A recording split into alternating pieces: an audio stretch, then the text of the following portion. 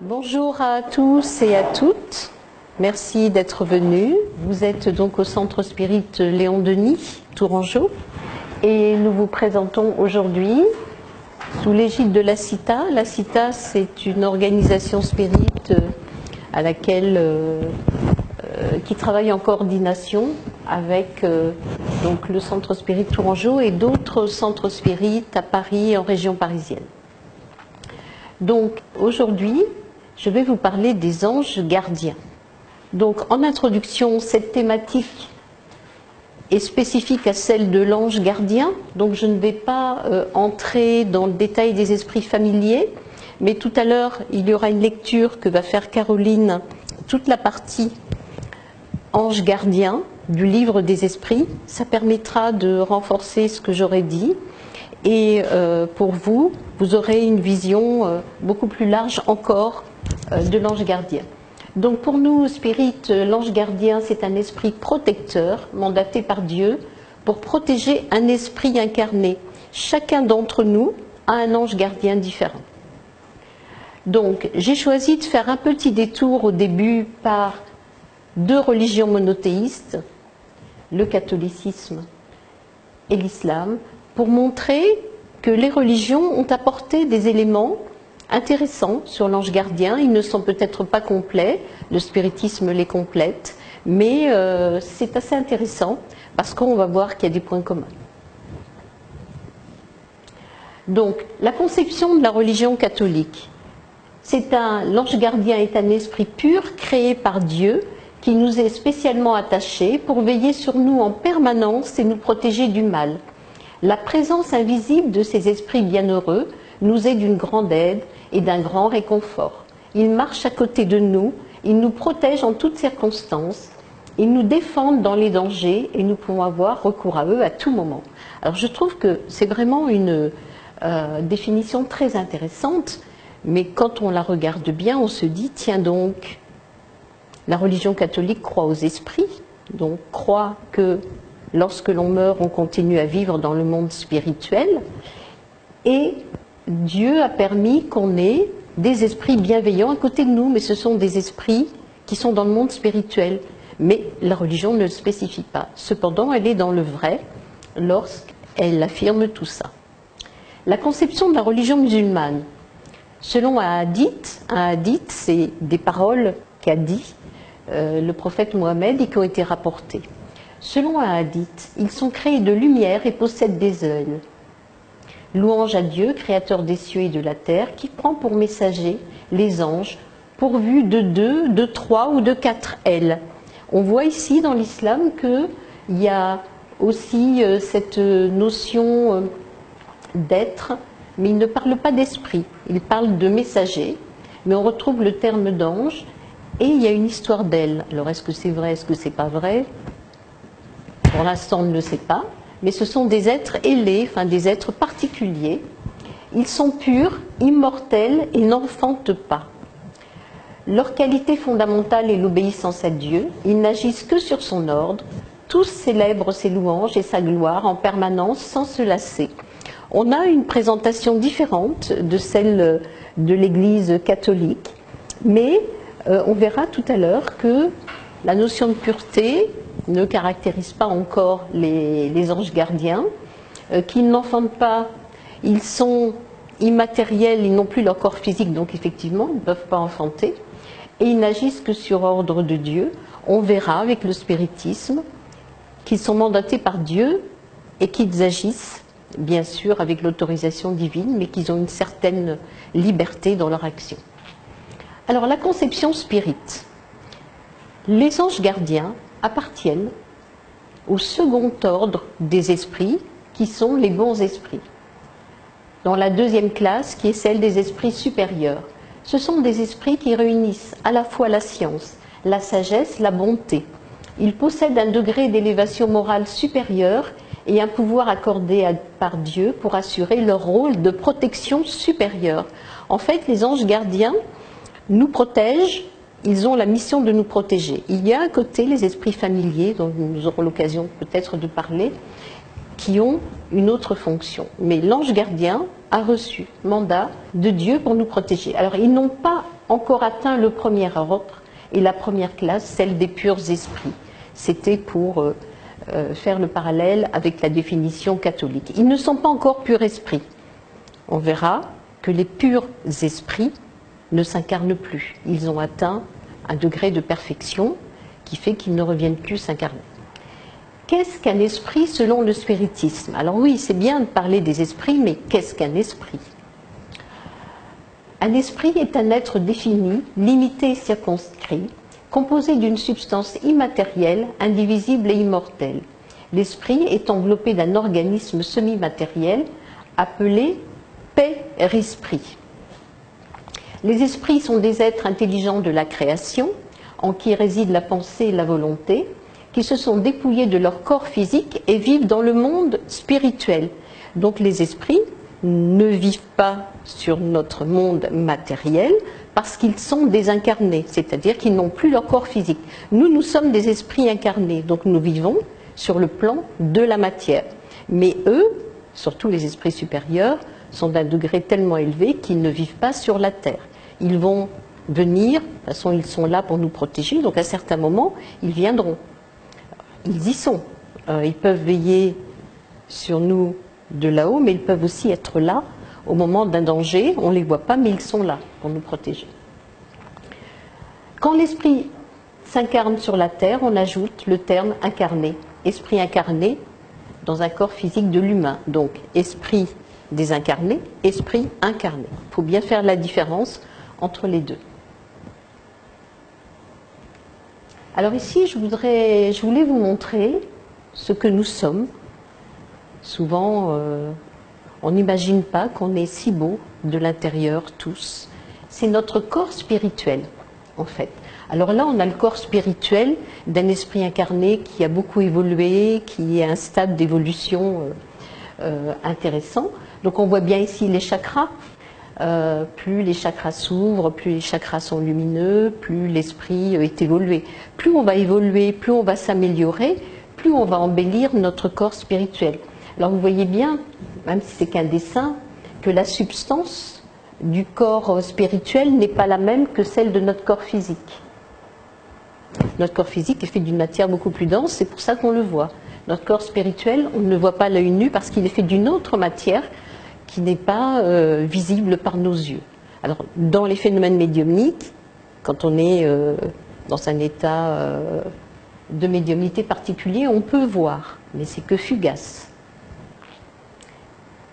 Dans le livre des esprits, Allan Kardec a classifié sur l'échelle spirit différentes catégories d'esprits. Là, on va s'attacher seulement aux esprits supérieurs, mais nous sommes des esprits et nous sommes donc dans cette troisième catégorie qui est au bas de l'échelle, parce qu'il y a trois grandes divisions. Nous sommes des esprits imparfaits. Mais quand bien même nous sommes des esprits imparfaits qui n'avons pas atteint l'échelle de supériorité morale, nous sommes différents les uns des autres. Nous sommes imparfaits certes, mais nous avons une somme de qualités, une somme de défauts, et nous n'avons pas tous les mêmes qualités, et nous n'avons pas tous les mêmes défauts. D'où l'importance de ce travail d'évolution morale que l'on fait pour, petit à petit, évoluer, avoir un père-esprit, un corps spirituel presque aussi beau que celui-là, et nous élever de plus en plus jusqu'au stade de pur esprit, parce que notre destinée à tous, êtres humains, c'est d'arriver un jour à ce stade de pur esprit. Donc, la première, je vous en ai parlé tout à l'heure, elle comprend les purs esprits, ceux qui ont atteint le suprême degré de perfection et qui ne se réincarnent plus. Le modèle de pur esprit que nous connaissons tous, c'est Jésus, qui s'est incarné en tant que pur esprit dans un corps physique pour faire évoluer l'humanité. Ceux de la seconde catégorie sont caractérisés par la prédominance de l'esprit sur la matière, qui ont déjà beaucoup progressé et qui sont dans le désir du bien, motivés par le désir du bien. Ce sont les bons esprits, mais ils n'ont pas terminé leur cycle de réincarnation puisqu'ils ne sont pas des purs esprits. Je vous donne un exemple d'esprit évolué. Prenons des grands personnages comme Sœur Emmanuelle, Mère Teresa, l'abbé Pierre, tous ces êtres Gandhi qui sont différents de nous parce qu'ils ont accédé, ils ont un niveau d'évolution spirituelle qui fait que ils sont un peu au-dessus de nous parce qu'ils sont capables de faire évoluer les êtres humains, les sociétés par l'amour dont ils font preuve. Mais ils ont beaucoup cheminé avant, ils n'ont pas acquis ça, comme nous cheminons et un jour nous pourrons aussi devenir de bons esprits. Et nous, donc, nous sommes des esprits imparfaits. On a encore beaucoup de degrés d'évolution à parcourir et on est caractérisé par la prédominance de la matière sur l'esprit. Et j'aime pas beaucoup ce terme, la propension au mal. Moi, je dirais, et encore beaucoup d'ignorance plutôt. Donc nous, même si on s'est un petit peu éveillé, on est toujours dans l'ignorance. Alors les bouddhistes appellent l'ignorance de la saisie d'un soi, c'est-à-dire cette ignorance de ne pas comprendre la nature de notre esprit. La nature de notre esprit, elle est divine. Donc, l'esprit, c'est une étincelle divine. Et tant qu'on n'a pas compris qu'on est véritablement issu de Dieu, une étincelle divine dans un corps spirituel avec différentes enveloppes, et que notre but, c'est de nous perfectionner, donc gagner en qualité et diminuer au maximum nos défauts, mais ça nous demande des vies et des vies et des vies, et c'est pour ça qu'on vient se réincarner, et qu'à chaque réincarnation, on essaie de progresser.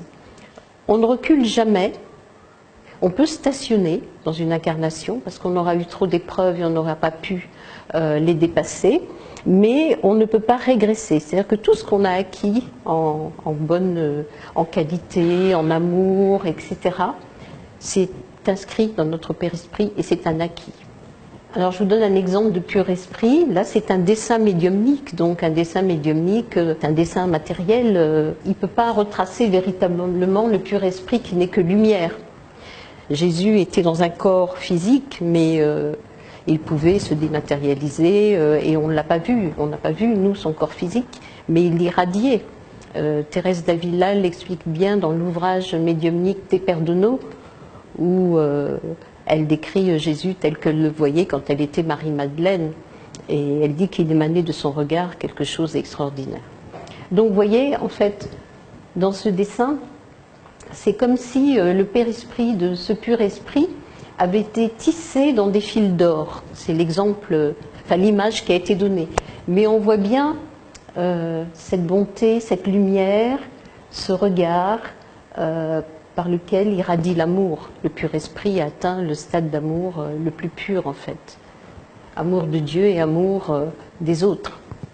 Ici on a un esprit supérieur qui est l'esprit de Thérèse d'Avila, guide de la Cita, qui s'est fait représenter lors d'une réunion médiumnique et on voit toujours cette couleur jaune qui symbolise l'amour, le degré d'évolution.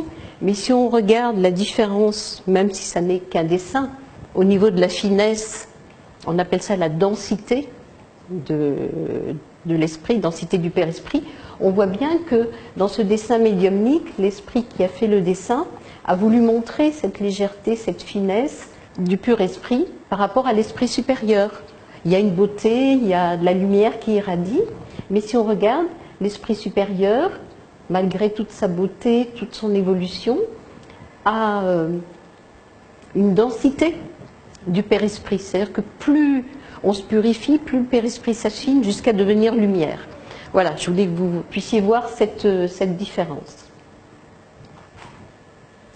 Et là, c'est un exemple d'esprit supérieur, c'est l'exemple d'un guide spirituel qui nous a été donné. Donc c'est un esprit qui a été musulman dans une de ses incarnations, mais de l'autre côté, il n'y a plus de musulmans, il n'y a plus de catholiques, il n'y a plus que des esprits avec leur niveau d'évolution. Et on voit aussi toujours dans les yeux cette douceur, cette couleur jaune. Donc les esprits supérieurs qui sont des guides spirituels sont des esprits qui sont déjà très évolués, qui ont acquis, comme vous l'avez vu tout à l'heure, en sagesse, en bonté, en amour, etc. et qui sont capables de protéger leurs protégés.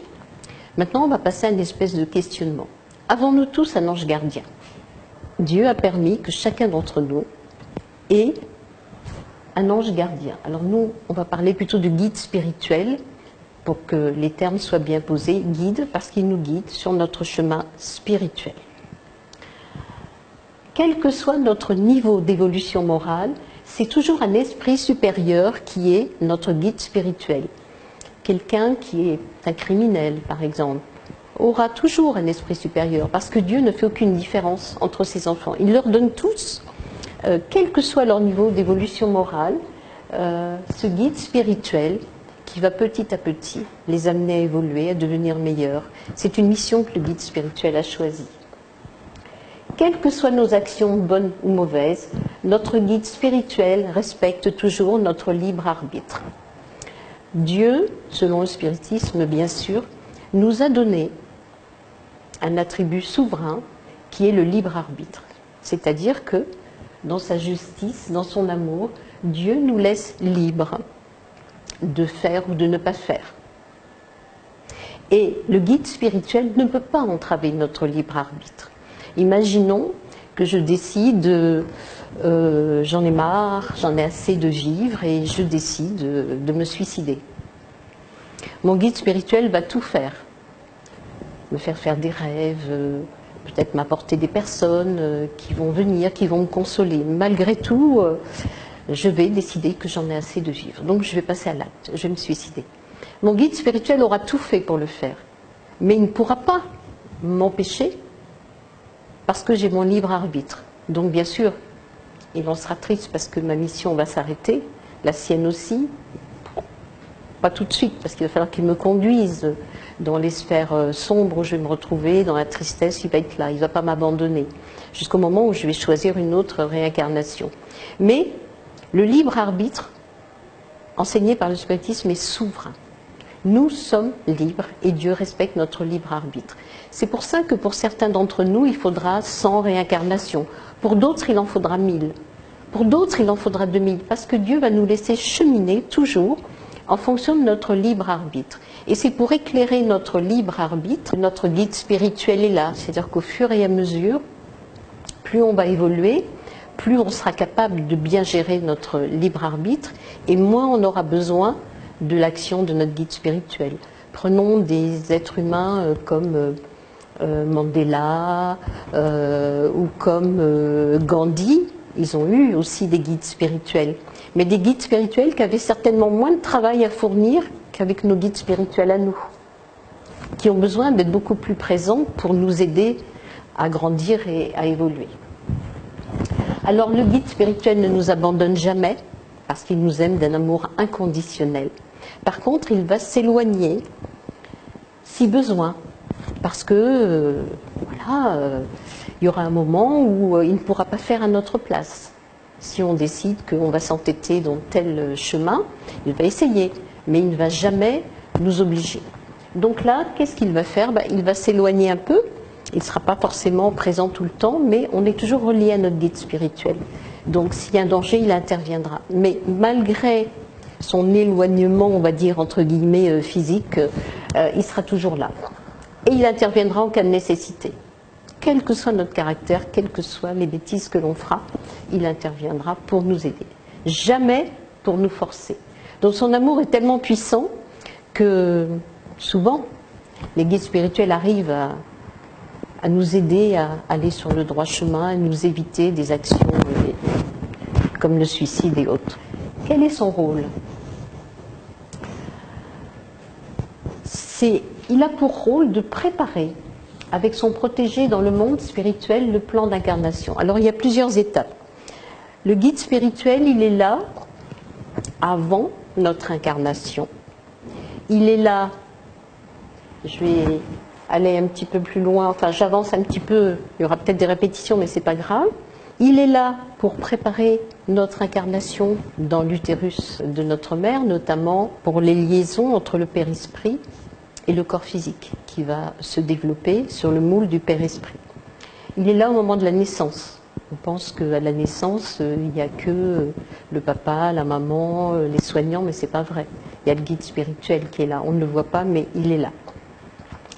Il est là tout au long de la vie sur la terre. Il sera là au moment de la désincarnation. Il y a un processus de séparation entre le corps et l'âme. L'âme est un esprit incarné. Et c'est lui qui va présider, il va dénouer les liens, puisque on va revenir, quand on s'incarnera, avec plusieurs enveloppes de ce père-esprit avec lequel on est parti. Donc c'est lui qui préside. Comme il préside à la naissance, il va présider à notre désincarnation. Il va nous accompagner dans ce processus qui parfois peut être douloureux, en apaisant les douleurs, en accélérant l'agonie, en faisant venir des proches quand il y a des conflits qui ne sont pas réglés, etc. Donc on n'est pas seul. Il est là déjà plusieurs jours avant notre incarnation. Et puis, il va nous accompagner dans le monde spirituel, parce que dans le monde spirituel, on n'a plus notre corps physique, on a ce corps énergétique, ce corps spirituel qui obéit à d'autres règles, puisqu'il n'a pas la même densité, donc il va se déplacer différemment. Et il va être là. Souvent, nous avons besoin de passer par un hôpital spirituel avant d'aller dans la sphère qui correspond à notre niveau d'évolution morale. Et dans cet hôpital, notre guide spirituel nous est conduit. Donc on a nos solars, c'est un film où vous verrez des choses intéressantes, que vous puissiez concrétiser un peu ce qu'est le monde spirituel. Alors, toute cette période d'ératicité dans laquelle on se trouve dans le monde spirituel, entre deux incarnations, notre guide spirituel va nous aider aussi lorsqu'on va faire notre bilan. Le jugement, ce n'est pas Dieu qui le fait, c'est nous. Avec notre guide spirituel, dans la lumière divine, on voit les bonnes actions, les mauvaises actions. Et puis à partir de là, on va décider, avec l'aide du guide spirituel, avec autorisation divine, avec d'autres équipes spirituelles, on va décider de venir pour réparer les infractions aux lois divines morales et pour rechoisir une incarnation dans laquelle on va faire mieux. Alors on va revenir peut-être, souvent on revient avec des membres de notre famille. Il y a des esprits désincarnés qui attendent les membres de leur famille qu'ils ont aimés pour revenir ensemble, pour refaire une famille et pour s'aimer, puisque le but c'est de s'aimer. À chaque fois qu'on enfreint la loi divine, c'est parce que l'amour n'a pas été suffisamment fort. À quoi sert un ange gardien? Alors, dans le monde spirituel, il aide l'esprit en voie d'incarnation à choisir les grandes lignes de son incarnation, le programme d'incarnation, on en reparlera si vous voulez. Donc si on prend chacun notre vie, on n'a pas la même vie, on n'a pas la même mission. Alors il y en a parmi nous qui ont une mission de mère, il y en a qui ont une mission de père, il y en a qui n'auront pas choisi une mission de mère, mais qui vont se mettre à disposition du bien en aidant à droite à gauche. Quand on ne choisit pas une mission de mère, il y a des raisons précises, mais nous choisissons notre incarnation pour répondre aux infractions, aux lois divines morales. Donc notre guide spirituel va nous aider, de par sa supériorité, à nous montrer cette voie-là plutôt que l'autre. Plus on va être évolué, plus on aura de capacité à choisir, moins le guide spirituel sera sollicité. Moins on va avoir d'évolution, plus notre guide spirituel va nous dire « Voilà, je te conseille plutôt cette voie-là, mon fils ». Pour celui qui va se réincarner dans un corps d'homme. Mais on choisit, à un degré plus ou moins fort, mais on choisit toujours. C'est pour ça qu'on dit qu'il n'y a pas d'injustice, puisque toutes les épreuves que l'on subit, c'est parce qu'on les a demandées, en fait. Alors après, quand on comprend ça, on les vit mieux, les épreuves. Et le spiritisme aide beaucoup à comprendre tout ça. Il va intervenir pour nous protéger des dangers pendant la vie. Et Dieu sait si on peut être soumis à des dangers dans la vie. Si notre heure n'est pas venue de mourir, il va intervenir d'une manière extrêmement puissante pour nous empêcher de mourir. Prenons l'exemple, je crois que c'était Marcel Cerdan, il y a un certain nombre d'années, qui devait prendre un avion pour aller rejoindre Edith Pierre, enfin retourner en France. Et en fait, il devait rentrer, je ne me souviens plus très bien, mais il devait rentrer assez rapidement. Donc il a demandé à quelqu'un de lui laisser sa place. Et ce quelqu'un, je ne sais plus qui c'est, a laissé sa place. Et il y a eu un crash. Et Marcel Cerdan est mort. Il y a des gens qui vont pour prendre un avion, par exemple, puis au dernier moment, ils ressentent quelque chose, ils ne prennent pas. Ou il y a des gens qui vont vouloir aller à un endroit, et puis ils vont avoir une panne de voiture, quelque chose, un accident bénin qui va faire qu'ils ne vont pas y aller, parce qu'il y a un danger. Et le guide spirituel est là pour nous préserver des dangers qui ne sont pas inscrits dans notre plan d'incarnation. Je me souviens un jour avoir lu ou avoir entendu à la télé qu'il y avait un prêtre qui avait échappé à un accident d'avion où tout le monde était mort avec une petite fille.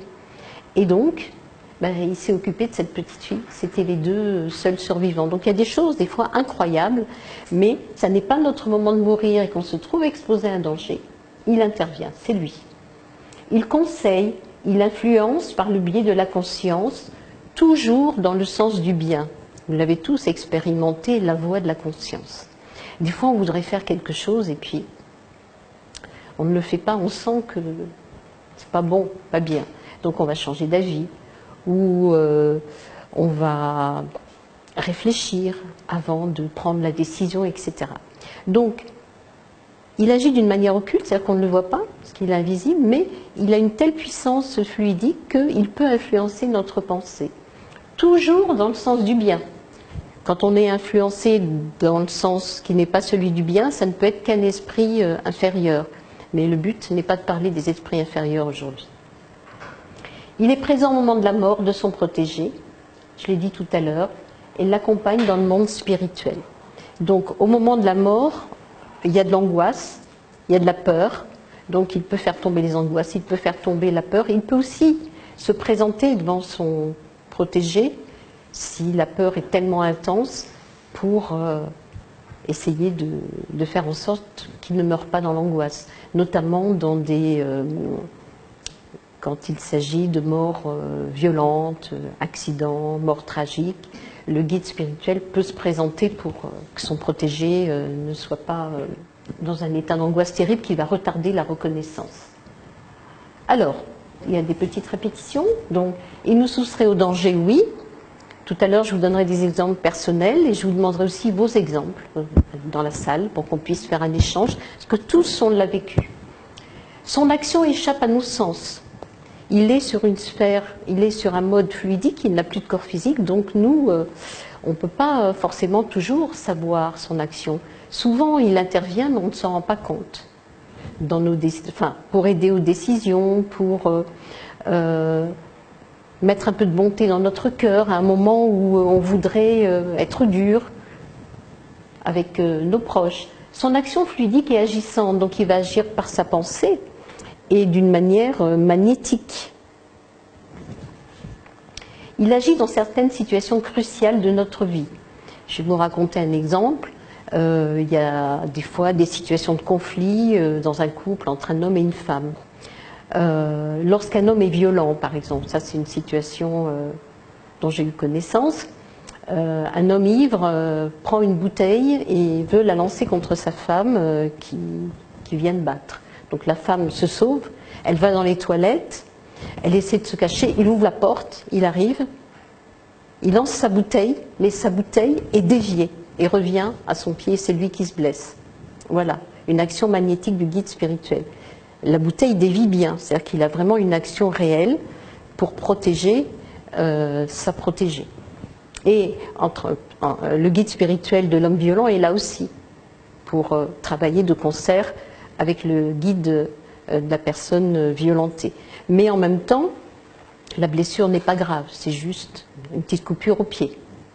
Parce que ces guides spirituels sont là pour le bien et non pas pour le mal. Il influence notre pensée, je vous l'ai dit, donc nos actions, et il influence certains événements. Qu'est-ce qu'on pourrait trouver comme événement?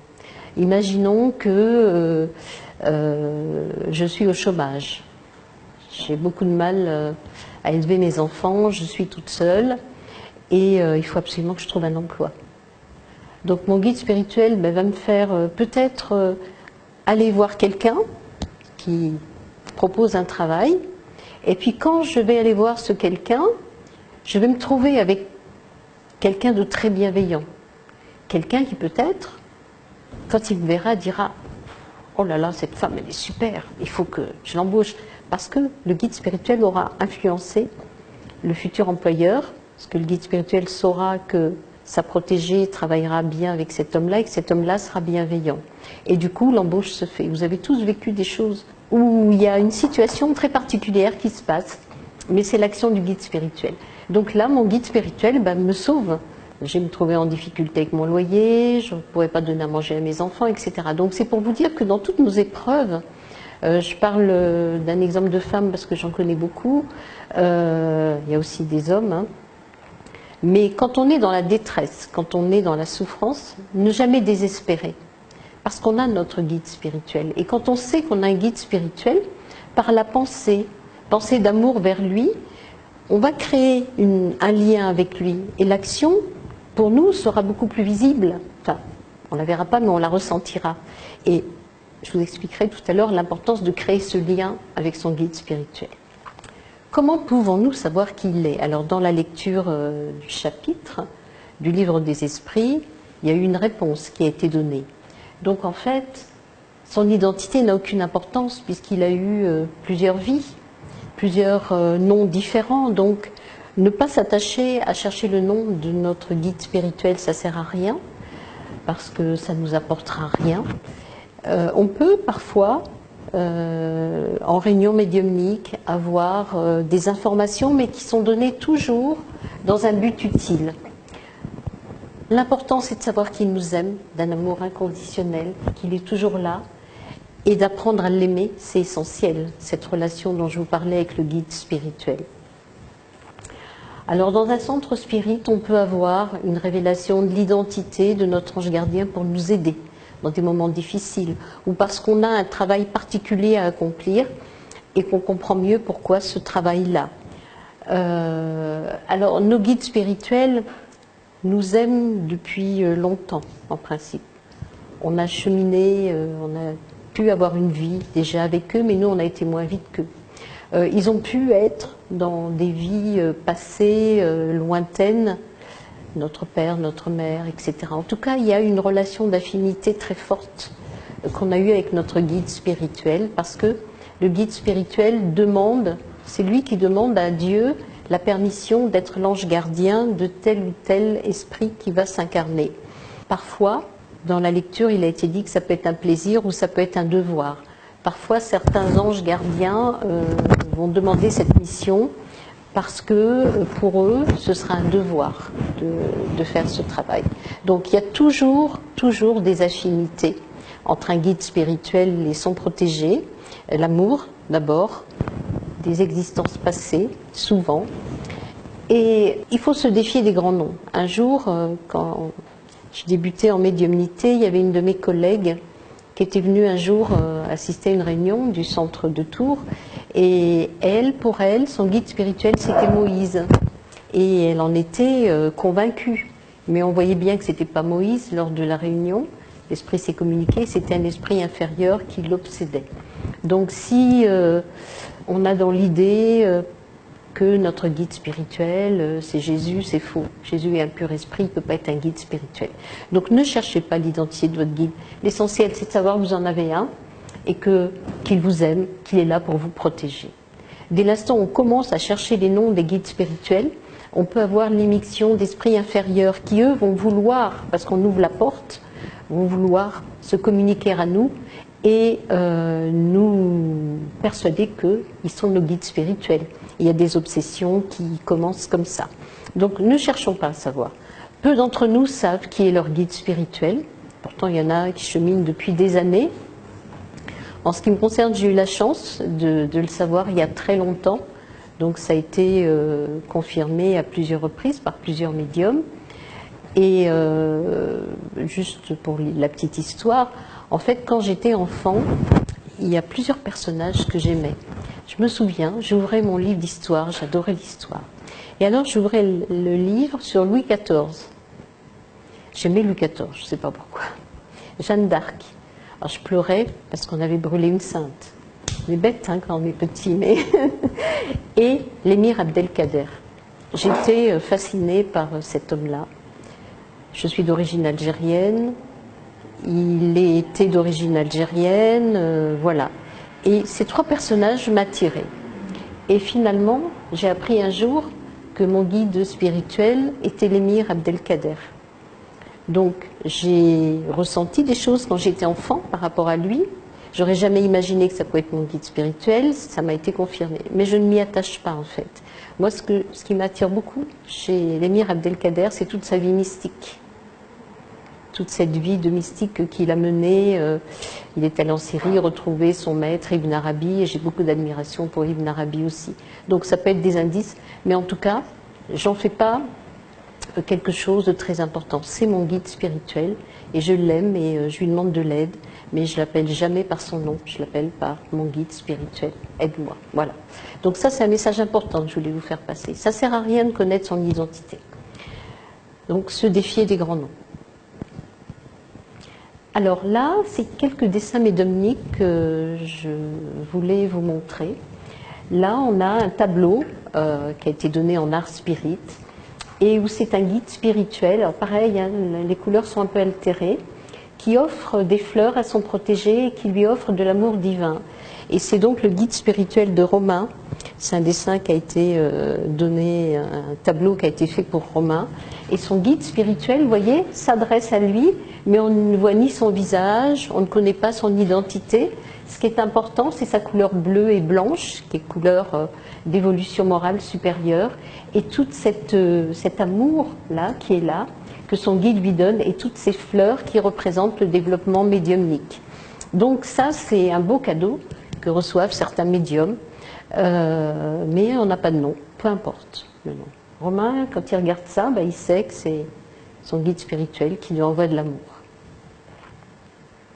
Ici, c'est un dessin qui a été fait pour quelqu'un qui venait en réunion, c'était en 2014, hein, c'était à la Cita.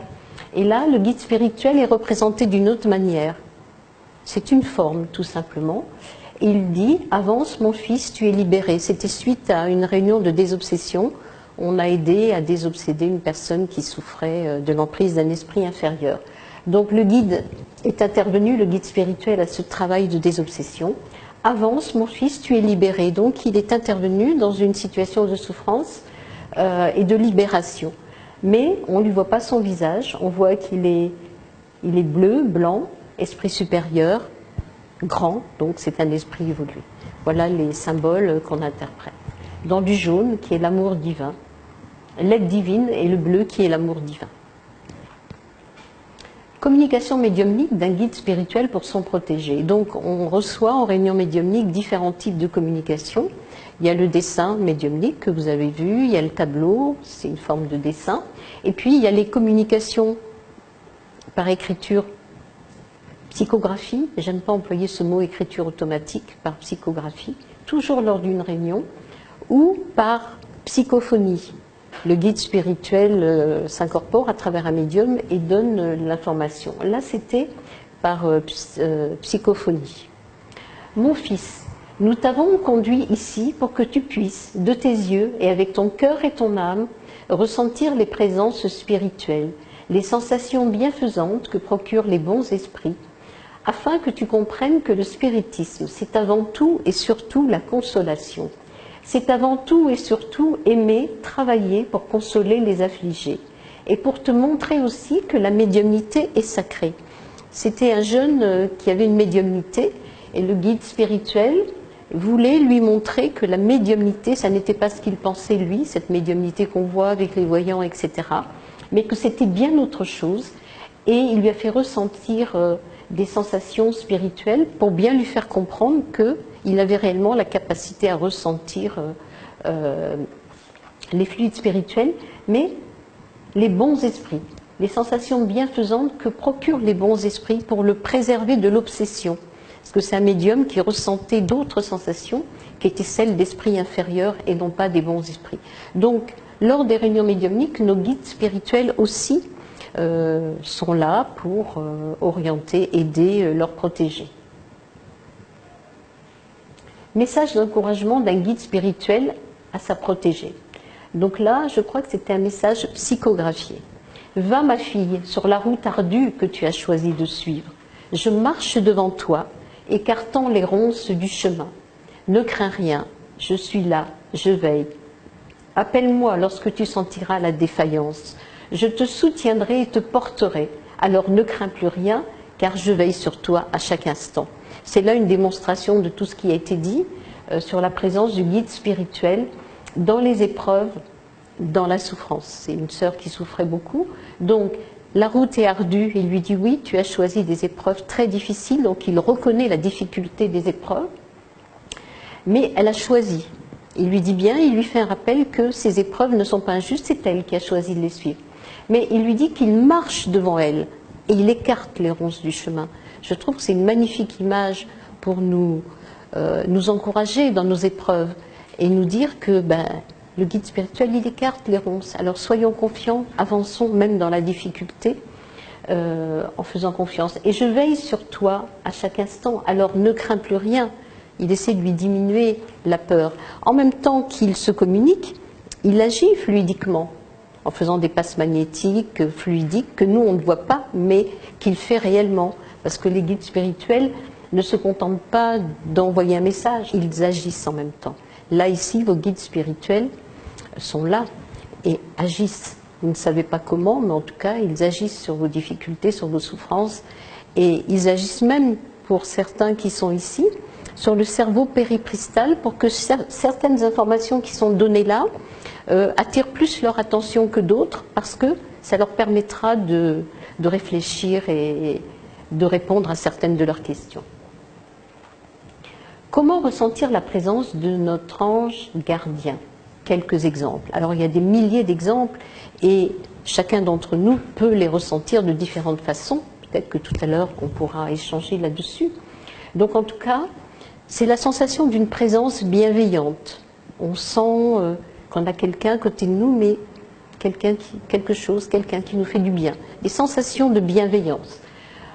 Quand on se réveille, ça peut arriver à certains d'entre nous, on se sent bien parce que dans la nuit, notre guide spirituel s'est occupé de nous. Alors on ne s'en rappelle plus, mais il a pu nous parler, il a pu nous emmener dans des lieux particuliers pour nous ressourcer.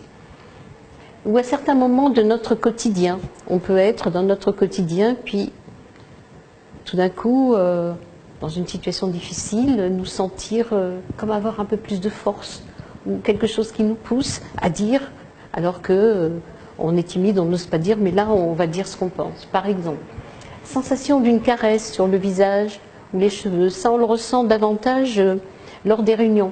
On peut, au cours d'un rêve, se rappeler comme ça, d'avoir vu un bel esprit, par exemple. On se réveille et puis on se dit, tiens, dans mon rêve, tiens, j'ai vu... ça peut arriver. Ou on peut vraiment le percevoir parce qu'il y a un danger et on le perçoit. Par exemple, un jour, je roulais très vite quand j'étais plus jeune. Et un jour, j'avais emmené un petit grand-père, je travaillais en maison de retraite, et j'avais emmené, je ne sais plus pourquoi faire, un examen ou quoi. Et puis, je travaillais dans cette maison de retraite, donc je reviens le soir pour faire toilette et coucher une personne. Alors, il y a une dame âgée, elle me dit, dis donc, Fatima, elle me dit, le petit père machin, il m'a dit que vous appuyez fort sur le champignon. Hein. Et je ne me rendais pas compte que j'allais vite. Jusqu'au jour où j'ai failli avoir un accident, et j'arrivais en haut d'une côte, j'allais très vite. Et je n'avais pas vu un camion qui arrivait juste en face. Et j'entends freine. Et quelque chose qui appuie sur la pédale de frein, c'est pas moi qui ai appuyé. Et là, j'ai été préservée du danger. Et c'était vraiment l'action de mon guide spirituel. Et j'entends freine. Et puis, j'ai pas eu le temps parce que le guide spirituel, il a freiné à ma place par une action magnétique. Sinon, j'étais morte, écrasée. Mais vraiment, le camion arrivait. Donc voilà, en cas de danger, il est là. Il y a d'autres exemples, on pourra peut-être en parler tout à l'heure. Quand pouvons-nous demander de l'aide à notre ange gardien? Dans la lecture, il a été dit qu'il ne faut pas hésiter à demander l'aide de son ange gardien. Mais on ne va pas demander l'aide de l'ange gardien pour avoir une place de voiture. Un jour, il y a quelqu'un qui me dit, je demande l'aide de mon ange gardien pour avoir une place de voiture. Il n'est pas là pour ça. Les esprits inférieurs, oui. Mais ça, ce n'est pas un problème vital, la place de voiture, la place pour sa voiture. Donc, à chaque fois que nous en avons réellement besoin, dans des situations difficiles de la vie, on a tous vécu et on vit tous des situations difficiles, familiales, sentimentales, professionnelles, avec les enfants, etc., etc. Donc, quand on se sent en difficulté, oui, On élève notre pensée d'amour en disant « Mon guide spirituel, aide-moi, j'ai besoin de toi ». Et là, on est sincère, on le fait avec amour, on n'attirera pas les esprits inférieurs. Parce qu'il faut savoir que la pensée est agissante, elle est puissante. Donc, si on demande de l'aide à son guide spirituel pour n'importe quoi, il ne viendra pas. Mais les esprits inférieurs qui sont autour, dans l'atmosphère spirituelle, vont se faire un plaisir de nous trouver une place pour se garer. Parce que ça, c'est matériel. Ils peuvent agir dessus. Nos guides spirituels sont des esprits très évolués. Donc, ils n'agissent pas sur des choses comme ça. Ils agissent que dans un but bien défini. Lorsque nous faisons notre examen de conscience, alors tous les médiums qui sont formés ici, à la CITA, on leur apprend la nécessité de l'examen de conscience. Je sais que dans la religion catholique aussi, on dit qu'il faut faire l'examen de conscience. L'examen de conscience, pour nous, c'est le moment où on se met en relation avec notre guide spirituel. On prie d'abord et ensuite on demande par la pensée à notre guide spirituel de nous aider à faire notre examen de conscience. Donc notre examen de conscience, c'est pas nous flageller, c'est pas le but, hein. Il faut faire un examen de conscience positif, c'est-à-dire de voir ce qu'on a fait dans la journée, se remémorer si on fait notre examen de conscience le soir, si on fait le matin, le faire par rapport à la veille. Pendant ce moment-là, ça dure 5-10 minutes, c'est le moment où notre ange gardien peut vraiment nous aider. Et là, par la pensée d'amour, on se met en liaison avec lui. Alors, par exemple, je vous donne un exemple. Un jour, je faisais mon examen de conscience. Alors, je me disais, tiens, ça, oui, ça va, c'est pas mal. Nanana. Puis j'étais contente de moi, pour une fois. Et j'entends la pensée de mon guide spirituel peut mieux faire. Donc ça m'a ramené à ne pas être dans l'autosatisfaction. Alors il ne faut pas être dans la flagellation, mais il m'a fait comprendre que je n'avais pas été assez loin dans mon examen de conscience. J'ai été restée qu'en superficie, parce que j'ai réfléchi. Et si j'avais été plus loin, j'aurais vu qu'effectivement, là, c'est peut-être un peu superficiel, j'aurais pu faire mieux, effectivement. Et depuis, j'essaie toujours de faire mieux, mais je ne suis jamais dans la satisfaction en me disant « Ah ouais, c'est bien ma fille ». C'est pas mal, je dis c'est pas mal. Lorsque nous faisons des efforts pour nous améliorer, lorsque notre guide spirituel voit qu'on essaie de pardonner, il va faire en sorte d'augmenter notre amour, ou il va faire en sorte que on puisse regarder la personne avec plus de bienveillance. Quand on vit dans des relations un peu compliquées, je me souviens, il n'y a pas si longtemps que ça, j'étais en relation avec quelqu'un qui a été méchant. Mais si j'avais écouté mon ego, je lui aurais répondu par la méchanceté. Et un jour, on a mis cette personne-là en aide spirituelle parce qu'elle souffrait beaucoup. Et je me souviens que le message qui avait été donné, c'est qu'il fallait vraiment aller vers cette personne-là, l'aimer davantage. Et je me disais, mais c'est pas possible, comment je vais faire? C'est mon ego. Mais non, j'avais pas envie, en fait. C'est là où on voit qu'on a beaucoup de travail à faire. Puis comme j'aime mon guide spirituel, je me suis dit, bon, je vais attendre l'examen de conscience et j'ai demandé à mon guide spirituel de m'aider. Et quand je me suis trouvée en face de cette personne, alors que j'avais envie de lui en vouloir, parce que je lui en voulais tout d'un coup, toute la rancœur que j'avais a disparu, et tout d'un coup, mon guide spirituel m'a montré les qualités de cette personne, que je n'avais pas vues parce que j'avais vu que ses défauts qui avaient fait qu'il était méchant avec moi. Tout d'un coup, j'ai découvert ses qualités. Il y en avait.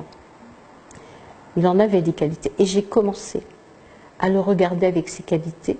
Et donc, j'ai pu surmonter cette rancœur, liée à mon imperfection, de lui en vouloir, d'avoir été méchant. Et maintenant, je le regarde tout à fait différemment et je découvre quelqu'un de formidable. Alors que pour moi, il était méchant. Voilà, comment notre guide spirituel peut nous aider. Et puis lorsqu'on est découragé, il y a bien des moments où on est découragé dans notre vie. Des moments où on n'en peut plus. Il y a des moments où je disais, je peux plus. Et là, on a des pensées tristes. Et c'est mauvais d'avoir des pensées tristes. Pourquoi? Parce qu'on va attirer les esprits inférieurs. Les pensées, c'est une porte ouverte. Plus elles sont belles, plus on ressent de l'amour et on est en communication avec les bons esprits. Plus on est triste, plus on va attirer les esprits inférieurs, puis plus on va abîmer nos organes aussi. Toute la tristesse qu'on accumule, ça nous rend malade aussi.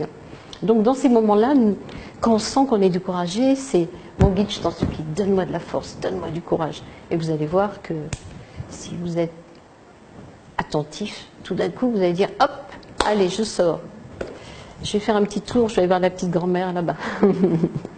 J'exagère, mais c'est un peu ça. On a envie d'aller faire du bien et d'oublier un petit peu notre tristesse. Mais il y a bien d'autres manières. Changeons-nous d'ange gardien d'une réincarnation à l'autre. Dans la lecture qu'a fait Caroline, il a été dit que souvent on garde l'ange gardien dans plusieurs incarnations. C'est souvent. Mais on peut l'avoir que dans une seule incarnation, parce que c'est une incarnation qui va être extrêmement difficile. Par exemple, quand on fait un travail, une mission spirit, je pense souvent à Allan Kardec, alors je ne sais pas, hein, mais je me dis qu'il a dû avoir un guide très particulier dans sa vie d'Allan Kardec parce qu'il avait un travail de codification spirit énorme à faire, beaucoup de travail, il avait besoin de beaucoup de courage. Je me dis ça, je me trompe peut-être, mais je me suis dit, là, il faut un ange gardien d'un niveau formidable, pour un homme formidable pour faire cette mission. Le changement d'ange gardien est rare au cours d'une même incarnation, c'est très très rare. Ou alors, il faut vraiment avoir une mission particulière, ou alors évoluer d'une manière assez importante pour tout à coup avoir un travail particulier à faire. Et là, le premier ange gardien va céder la place au deuxième, parce qu'il aura peut-être plus la compétence pour pousser à aider à cette mission. Mais retenez qu'on garde souvent le même sur plusieurs incarnations. Pourquoi avons-nous besoin de lui ? Parce que c'est un esprit supérieur.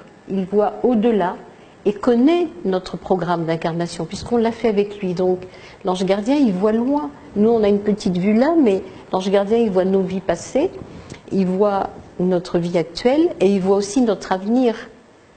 Il peut savoir si à un moment donné, on va dévier ou pas. Donc ça peut lui permettre de nous recadrer en fonction de notre libre arbitre. Son but ultime est de faire que son protégé suive la route qu'il a choisie avant de s'incarner. C'est ça. C'est vraiment aider à ce que ce plan d'incarnation se fasse. Si dans cette vie, il y a des personnes qui, quand elles s'incarnent, personnes qui se sont suicidées dans une vie antérieure, ou dans plusieurs vies antérieures, elles vont revenir un peu à regret, elles vont avoir beaucoup de difficultés, beaucoup de souffrances pour aller jusqu'au bout. Les idées de suicide vont pouvoir revenir. Donc là, c'est une mission délicate et le but, c'est qu'il n'y ait pas un troisième ou un quatrième suicide. Ça va retarder l'évolution. Donc là, le guide spirituel va être très proche. Il va intervenir souvent pour éviter un autre suicide. Par exemple, je vous donne ça, mais il y a bien d'autres exemples que celui-là. Son objectif est de l'aider du mieux possible. Cependant, son aide est soumise au libre arbitre, à la volonté et aux efforts de son protégé. Je vous en ai parlé tout à l'heure. Donc c'est aide-toi, le ciel t'aidera. C'est-à-dire que le guide, il ne peut pas tout faire à notre place. Il faut bien qu'on fasse des efforts. Et il va nous aider en nous donnant de la force et du courage à faire des efforts. Alors quand le guide spirituel, il a un esprit qui est volontaire, un protégé volontaire qui aime les efforts, ça va. Mais s'il a un protégé qui, dans plusieurs vies antérieures, a été nonchalant, a pas beaucoup de volonté, donc il va y avoir tout un travail d'aider ce protégé à développer sa volonté. Mais si le protégé ne veut pas, ça va être un peu plus difficile pour le guide spirituel.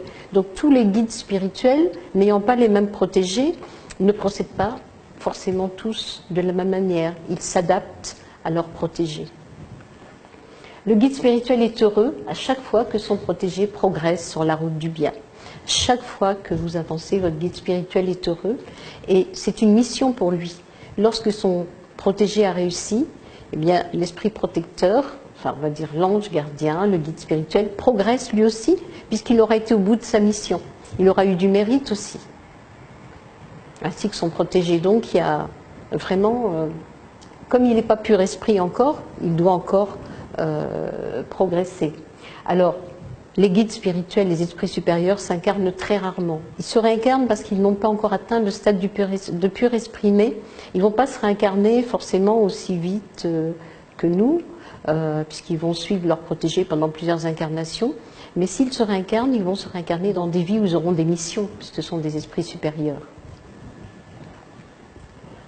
Les qualités du guide spirituel, alors elles ne sont pas exhaustives, hein, j'en ai pris que quelques-unes, mais c'est plus que ça. La sagesse, obligatoirement. Le non-jugement, ils ne jugent jamais leurs protégés, jamais. La patience, parce que Dieu sait qu'on leur donne du fil à retordre. La fermeté, parce que si le protégé ne veut pas suivre le chemin, parfois il nous secoue un petit peu. Hein. Tout dépend aussi du type de guide que l'on a. Alors on a le guide spirituel dont on a besoin. Par exemple, il y a des médiums, je parle des médiums parce que c'est des exemples que j'ai eus sous les yeux, qui auront un guide qui a été militaire dans une vie, mais qui a évolué dans d'autres. Eh ben, ils vont avoir un guide qui va les mettre dans la discipline, etc. Quand on a plutôt une nature douce, on va avoir un guide qui va être plus dans une nature douce. Quand on a, comment dire, un travail de mener des hommes, de mener des équipes, etc., on va avoir un guide qui va être quelqu'un qui aura eu aussi des vies où il aura mené, etc. Parce qu'il est là aussi pour nous aider. Donc on n'a pas encore développé cette idée de compétence, mais il y a des compétences acquises, des qualités acquises par les guides qui vont faire qu'ils vont pouvoir aider leurs protégés dans telle et telle direction. La rigueur, bah oui, un esprit supérieur, il ne peut pas être brouillon, il ne peut pas être non rigoureux. Donc, quand on est rigoureux, le guide spirituel pousse son protégé à être rigoureux, parce que la rigueur, c'est indispensable si on veut évoluer spirituellement. Pas la rigidité, je dis bien la rigueur. L'impartialité, si c'est le guide spirituel dans un couple, par exemple, enfin, il y a un couple et ils ont chacun leur guide spirituel. Le guide spirituel du mari, par exemple, ne va pas ne pas, comment dire, avoir de bienveillance pour la femme, même si elle est dure avec le mari, avec son protégé. Il va pas prendre position. Il va essayer d'agir pour aider son protégé à développer l'amour, par exemple. La douceur, etc., etc., etc. Il y a plein de... Plus on est esprit supérieur, plus on a acquis de qualité. Pourquoi et quand nos anges gardiens interviennent-ils dans notre vie terrestre? Alors là, je vous rajoute des petites choses, mais on a déjà vu. Hein. L'aide à la progression spirituelle par l'examen de conscience et par le développement, nous aider à développer les qualités. Prévenir un accident ou minimiser le danger lors d'un accident, je vous en ai parlé tout à l'heure. Lors de conflits familiaux, je vous en ai parlé aussi. Donc, guide spirituel apaise, protège. Lors de maladies à l'hôpital, je vous raconterai une expérience qui m'est arrivée à l'hôpital. Lors de deuil, perte d'être cher, ils sont là, hein, les guides spirituels d'une famille, de chacun des membres de la famille. Ils nous apaisent la nuit quand on souffre parce qu'on a perdu quelqu'un, qu'on pleure. Ben, ils nous emmènent dans des sphères spirituelles. Ils peuvent nous faire voir par rêve les personnes ou la personne qu'on a perdue pour nous consoler. Ils peuvent nous faire des passes magnétiques ou nous caresser la tête avant de nous endormir. Voilà, ils sont là. Il faut vraiment vous dire qu'on n'est jamais seul en fait. On croit qu'on est seul, mais jamais. Notre guide est là. Il est là dans les prisons, il est là dans les hôpitaux, il est là partout où ils sont protégés. Dans le travail, c'est vrai que ça devient de plus en plus difficile hein, maintenant dans certains milieux professionnels. Le guide spirituel peut nous aider. Et dans toutes les difficultés que l'on peut rencontrer dans la vie, difficultés financières, etc. Alors, je me souviens de mon père qui était musulman, très croyant, nous disait toujours quand vous serez... Alors il nous disait qu'on avait un ange gardien. Alors, il nous disait, vous avez un ange gardien à gauche pour le bien, un ange gardien à droite. Non, comment il disait? Il disait, vous avez un ange gardien à gauche qui écrit toutes vos bonnes actions et un ange gardien qui est sur votre droite et qui écrit toutes les mauvaises actions. Alors c'était une belle image hein, quand on est enfant. Et il disait, mais Dieu est tellement grand que si vous avez des difficultés, si vous avez des problèmes d'argent, il suffit simplement de demander à Dieu de vous aider et l'argent arrivera par n'importe quel moyen. Et on a tous vécu ça. Dans des moments difficiles, on a d'argent qui rentre par le biais différent. Hein, ça peut être une prime, ça peut être une prestation qu'on avait oubliée, enfin, voilà. Où on peut gagner, on gratte un petit truc et puis tout d'un coup, pof, on trouve un billet par terre. Enfin, plein de choses comme ça. Alors là encore un dessin pour montrer, face aux difficultés de la vie, qui sont symbolisées par les montagnes, comment un guide spirituel, par le dessin, dit à son protégé, ne pas douter de la miséricorde divine, rester vaillant et combatif, espoir. Et là, on voit qu'il dessine son protégé en train de gravir la montagne pour lui dire « tu es capable ». Et je suis là, et là, ces nuages bleus, c'est l'aide du guide spirituel. Conditions d'approche du guide spirituel, on en a un petit peu parlé. Alors, l'étude, la prière, l'examen de conscience et la réforme morale. Alors ici, il a été dessiné les 5 livres de la codification spirite qui nous permettent justement de permettre l'approche de notre guide spirituel. Alors on peut parler de l'évangile selon le spiritisme et des foyers de lumière, et on étudie l'évangile selon le spiritisme, et c'est comme ça qu'on avance, on a avancé, on a progressé, on a partagé. Et ça, même si on n'a pas l'occasion d'aller à un foyer de lumière, on peut le matin ou le soir élever sa pensée, ouvrir l'évangile selon le spiritisme, lire quelques extraits ou la page sur laquelle on tombe, et ça nous aide énormément. Donc bien sûr, l'étude, ça nous permet la connaissance des lois divines morales, du pourquoi on est là, pourquoi on vit, pourquoi on meurt, etc. Et le guide spirituel, il s'approche dans les moments où on est dans ce travail de spiritualisation quotidien. Alors les médiums, eux, il y a plus d'exigences pour eux, puisqu'ils sont là pour servir et consoler. Donc plus on fait un travail médiumnique, et plus on doit d'être dans ce travail. Pour les personnes qui ne font pas un travail médiumnique, la prière est très importante, l'examen de conscience et la réforme morale. Mais le guide spirituel accompagne dans toutes ces étapes de travail. Exemple. Alors, donc je ne vais peut-être pas vous donner tous les exemples parce qu'on a bien avancé, j'aimerais avoir vos exemples. Je vais vous donner l'exemple que vous voudrez dans la liste des 7. Je vous donnerai 2 exemples. L'hôpital, ça peut nous arriver à tous. Alors, un jour, j'ai fait un épuisement physique et je me suis retrouvée à l'hôpital. J'étais dans un centre spirit, puis les pompiers sont venus me chercher. Et je me suis retrouvée à l'hôpital Saint-Antoine à Paris. Et c'était un samedi. Il n'y avait pas beaucoup de malades. Et on m'hospitalise, j'avais le cœur qui battait très vite, donc on m'hospitalise en cardio. Et vers minuit, alors on me surveillait toutes les 2 heures à peu près. Vers minuit, tout d'un coup, je vois comme un panorama où je vois mon cœur. Par médiumnité, je vois mon cœur. Et c'est incroyable parce que je voyais mon cœur sur toutes ses surfaces. Mon guide spirituel me montrait en image mon cœur. Alors je voyais les valves, je voyais les artères coronaires. Ça durait au moins 10 minutes. Je me disais, mais c'est quand même bizarre. Pourquoi mon guide spirituel me montre mon cœur? Et je voyais un cœur sain. Je me dis, bon, ça me rassure. Si c'est un cœur sain, mon guide spirituel est en train de me dire que tout va bien. Bon. Je me suis endormie, puis vers 2 heures, bilan, et puis l'infirmière, je la trouve un peu bizarre. Et puis vers 5 heures, elle revient, elle me dit je vais vous faire une prise de sang. Je la regarde, parce que je suis infirmière aussi moi-même.